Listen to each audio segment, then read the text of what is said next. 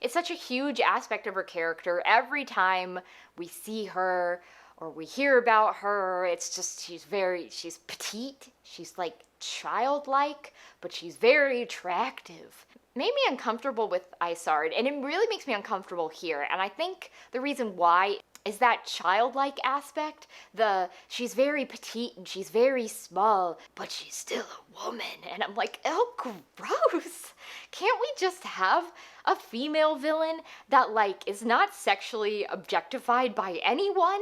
That would just be nice. A female villain that we just encounter on the same level as male villains. Because even Dala had that sort of, oh, she's very attractive, she's got flowing hair aspect to her, which, just give me a female villain. Don't dwell on her appearance at all, and just make her mind be the important part.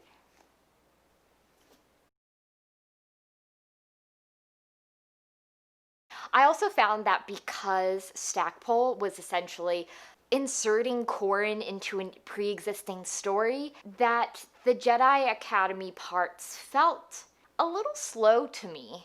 We get some teaching bits, but a lot of it is Corran investigating and Corran being here while they're here dealing with a threat, or Corran being like, what did I miss? And everyone telling him. And you're sort of like, okay, yeah, can we just get to the point? Can we just get to the end? So I found the second half much more quicker paced and much more faster to read.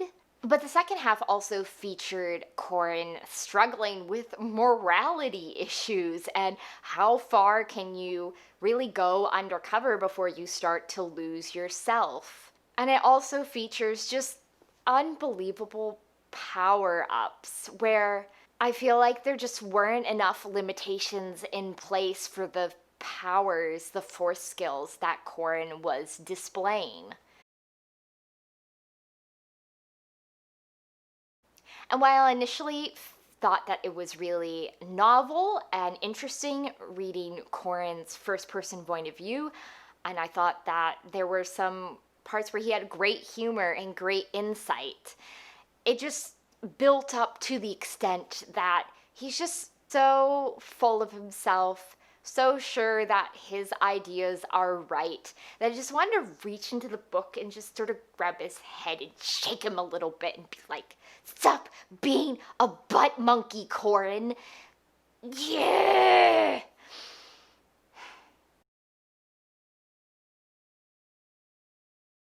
And with the Gen Sorry, I felt a little similar to how I'll feel about Zahn retconning that Mara Jade was never on the dark side, because even though she was serving the Emperor, she was still doing good.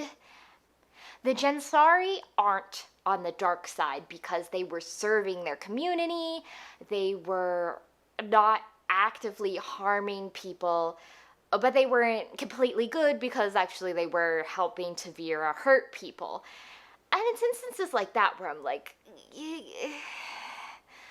I guess my point of view of the dark side is not so black and white as Luke's, but maybe differently nuanced than Stackpole and Zahn end up coming to the conclusion of.